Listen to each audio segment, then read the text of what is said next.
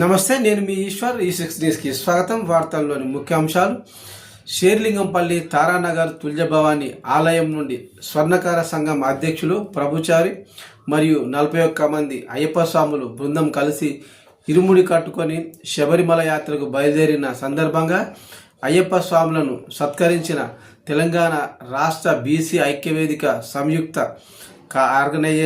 Organiser Harikrishnachari.